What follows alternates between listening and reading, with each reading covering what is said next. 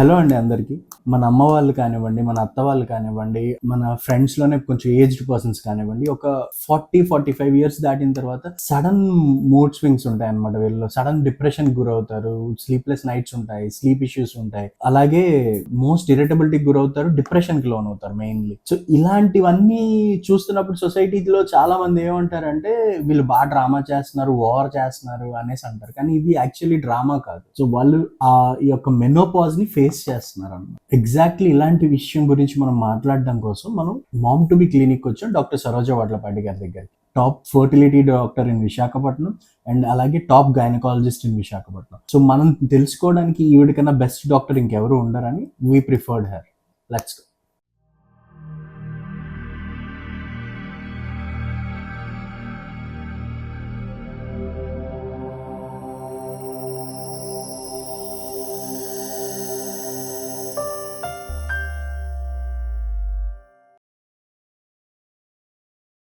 Good evening ma'am. Good evening. ఈరోజు మీ first question, menopause అంటే ఎగ్జాక్ట్లీ ఏంటి? Why does that hit so hard? Menopause అంటే periods ఆగిపోవడం. సో అంతవరకు మన బాడీలో ఉన్న ఈస్ట్రోజన్, ప్రొజెస్ట్రాన్ అనే హార్మోన్స్ అప్పటిదాకా మనకి అండాలు విడుదల అవ్వడం కానీ, ప్రెగ్నెన్సీ రావడం కానీ, రెగ్యులర్ సైకిల్స్ రావడం కానీ ఇవన్నీ చేస్తూ ఉంటాయి. ఈ హార్మోన్స్ అనేవి ఏజ్ పెరిగిన కొద్ది అంటే 45-50 ఇయర్స్ వచ్చేసరికి గ్రాడ్యువల్గా తగ్గిపోతూ ఉంటాయి. అట్ వన్ పాయింట్ అవి కంప్లీట్గా తగ్గిపోయి పీరియడ్స్ ఆగిపోవడం జరుగుతుంది. దీన్నే మనం మెనోపాజ్ కింద డాక్యుమెంట్ చేస్తాం. 12 months కన్సిక్యూటివ్గా వాళ్ళకి పీరియడ్స్ రాకపోతే దాన్ని మనం మెనోపాజ్ కింద డాక్యుమెంట్ చేస్తాం. ఇప్పుడు ఈ 12 months అన్నారు కదా మేడం, ఇప్పుడు ఇది ఏదైతే ఈ 12 months పీరియడ్ లో ఉందో, అంటే ఇప్పుడు మెనోపాజ్ కి ముందు, మెనోపాజ్ కి వెనక ఇలా ఏమన్నా డిసైడ్ చేస్తారా లేకపోతే? This is a good question.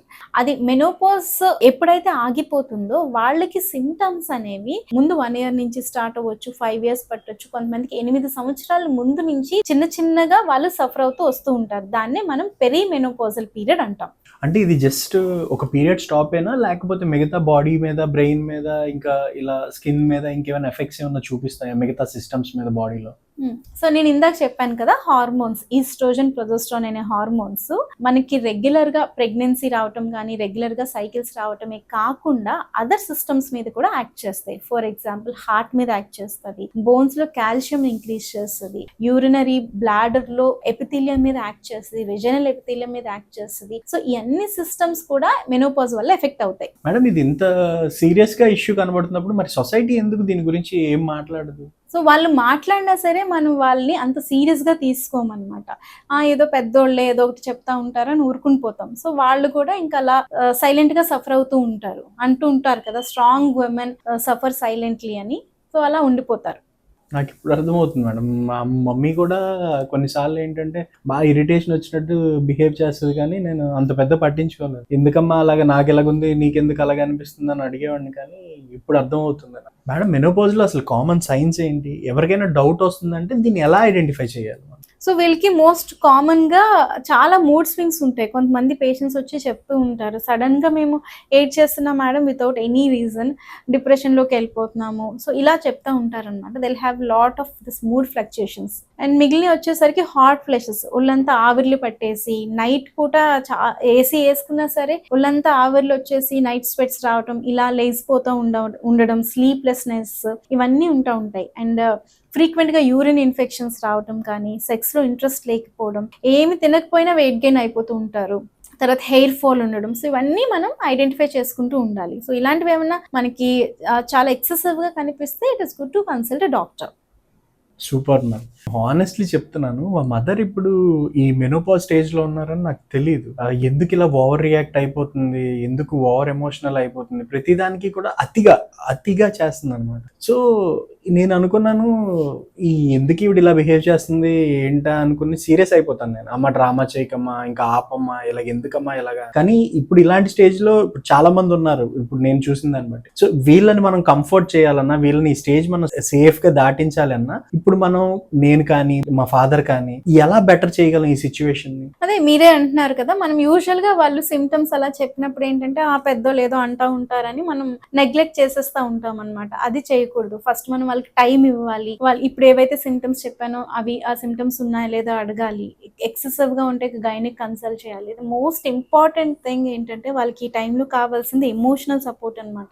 మంచి అట్మాస్ఫియర్ ఇవ్వటం. ఎమోషనల్ సపోర్ట్ అంటే ఏదో పెద్ద పెద్ద చేయాల్సిన అవసరం లేదు, చిన్న చిన్న థింగ్స్ లైక్ వాళ్ళు ఏదైనా ఎగ్జాషన్ ఫీల్ అయినా, నైట్ స్వెట్స్, ఇలాంటివన్నీ సిమ్టమ్స్ చెప్తున్నప్పుడు ఒక ఏసీ ఆన్ చేయడం కానీ, ఏదైనా టీ తాగాలి అన్నప్పుడు ఊరుకో ఈ టైంలో టీ ఏంటి అనేస్తూ ఉంటాం మనం. సో ఆ చిన్న చిన్న థింగ్స్ చేయడం వల్ల ఏంటంటే దే ఫీల్ ఓకే మనం సెక్యూర్డ్ గా ఉన్నాము అనే వాళ్ళకి ఒక మెంటల్ సాటిస్ఫాక్షన్ ఉంటుంది అనమాట. సో మనం అర్థం చేసుకోవాల్సింది ఏంటంటే వాళ్ళు మన మీద ఏదో యాంగ్రీగా ఉన్నారు అనేది కాదు, కానీ వాళ్ళ బాడీ వాళ్ళ మీద కోపంగా ఉంది అనేది మనం చిన్న అర్థం చేసుకుంటే ఐ థింక్ ఈ స్టేజ్ ని వాళ్ళు ఈజీగా క్రాస్ చేయగలరు. Super ma'am. మెనోపాజ్ కి ఓన్లీ మెడికేషనే కాకుండా ఒక రిలేషన్షిప్ థెరపీ అనేది కూడా చాలా ముఖ్యం. చాలా ఇంపార్టెంట్ మేడం. ఇప్పుడు ఈ మెనోపాజ్ స్టేజ్ లో మనం తీసుకోవాల్సిన డైట్ కానీ ఫుడ్ కానీ పర్టికులర్ గా ఏమైనా ఉంటాయా? అంటే ఇది డైట్ మెయింటైన్ చేస్తే ఈ స్టేజ్ ఇలా ఇప్పుడు మీరు చెప్పినట్టు నీట్ గా దాటేయచ్చు అనడానికి. బాడీ ఎక్కువగా హైడ్రేట్ అవుతూ ఉండాలండి, చాలా ఎక్కువ లిక్విడ్స్ తీసుకోవాలి, మంచి ప్రోటీన్స్ తినాలి. ప్రోటీన్స్ వచ్చేసరికి పౌల్ట్రీ, ఫిష్ ఇవన్నీ తింటూ ఉండాలి. ఫైటో ఈస్ట్రోజన్స్ అని ఒక హార్మోన్స్, మన వాళ్ళ బాడీలో ఏవైతే హార్మోన్స్ తగ్గిపోతూ ఉంటాయో అవి ఫైటో ఈస్ట్రోజన్ రూపంలో ఇస్తూ ఉండాలి. అవి సోయా కానీ పన్నీర్ కానీ ఇలాంటి వాటిలో దొరుకుతూ ఉంటాయి.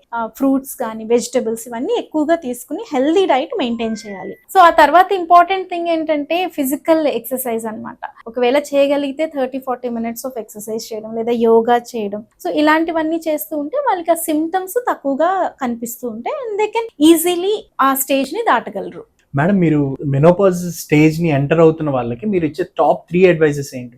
సిమ్టమ్స్ ని ఇగ్నోర్ చేయొద్దు. నిజంగా మీకు సిమ్టమ్స్ తో చాలా సఫర్ అవుతున్నారు అంటే విజిట్ యువర్ గైనక్ అండి. సెకండ్ థింగ్ ఇస్, నేను ఏవైతే చెప్పానో lifestyle modifications, balance diet తినడం కానీ, ఎక్సర్సైజ్, యోగా ఇలాంటివన్నీ చేసుకుంటూ ఉండాలి. And third most important thing is, మీ ఫ్యామిలీతో మీరు మాట్లాడండి, అంతేగాని సైలెంట్ గా సఫర్ అవ్వద్దు. అంటే మనం 40s లో రిటైర్ అవ్వట్లేదు, బాడీని రీసెట్ చేస్తున్నాం. ఎగ్జాక్ట్లీ. మెనోపాజ్ అనేది ఎండ్ కాదు, it is the beginning of new phase of life.